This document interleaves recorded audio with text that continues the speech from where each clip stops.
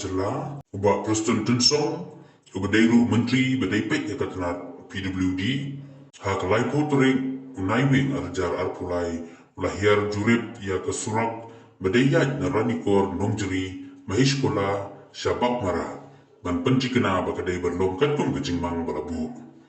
hanrai hak kejing jurip jungu ulalap penban baki don dibentah baka National Highways and Infrastructure Development Corporation Limited Klashna na kadur jong single lane ya ke two lane Madia kene lalap haki benda masyasilyang jong kejingking borbasing syalat alik waring kabadon saulanisan kilometer ayai habaklen berkilat petai kubor buat tensong mulapan pau bahaga ni kejingpen cungu kene kesurak kadon kemasan kilometer ayai dan kibenta bai hakadur jong single lane lene intermediate kumta hakani kesni ulap thai ke officer jong NHIDCL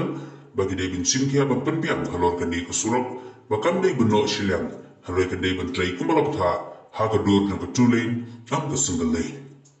habai day berkesurok na plang diloin kabayat syadu ranikor ba prustun ulaong bayakani in sabha haka scan face haka bana kaliang ke department ru kalada banyate ya ki consultant bat makiru kin sapetpiang ya ki jingdon kam baro bat kin sapha asiki bor badaipen bat yo pendap saya ke detail project report ni DPR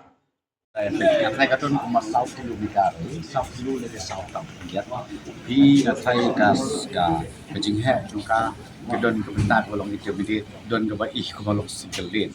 Dengan discuss bagi official jongka